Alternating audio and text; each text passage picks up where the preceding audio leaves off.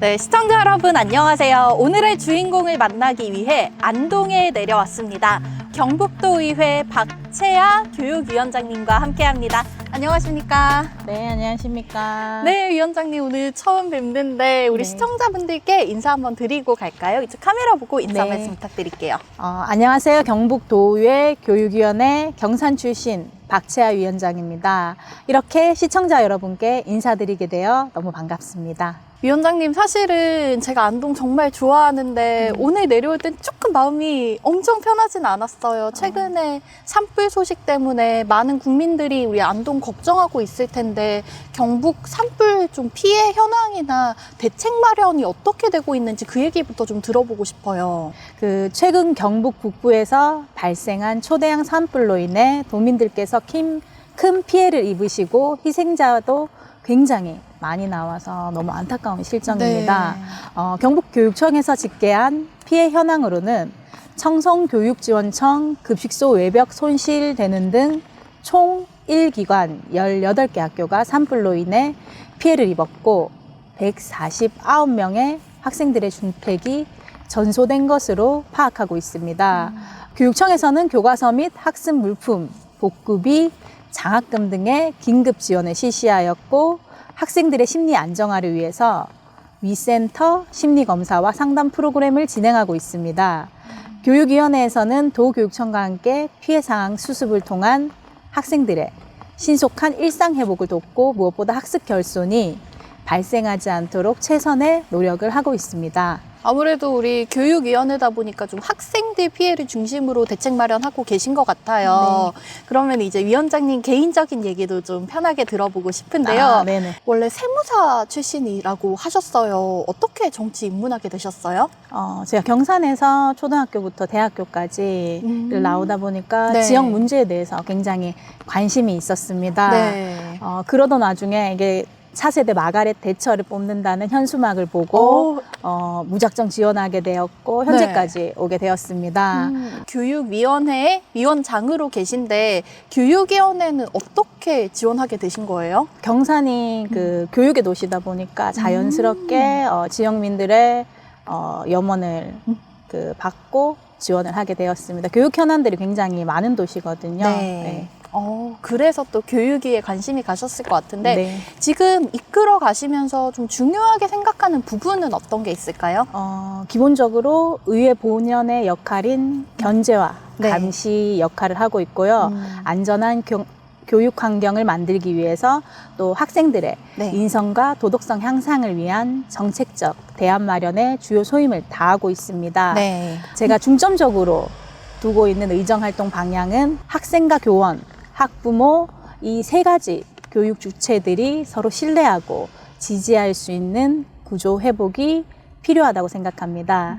우리 경북의 아이들이 꿈을 꾸고 꿈을 키우고 마음껏 성장할 수 있는 토대를 마련하는 것이 교육위원장으로서의 의정활동의 가장 큰 목표입니다. 그런데 사실은 저희가 이 교육이 얘기하면은 저출생 문제 빼놓을 수가 없잖아요. 네. 전국적으로도 심각한데 또 경북에서 지방 소멸 위기에 놓인 도시도 많다고 알고 있는데 이런 저출생 고령 사회 극복을 위해서 교육위에서 조금 더 노력하고 계실 것 같습니다. 현황이 어떤가요?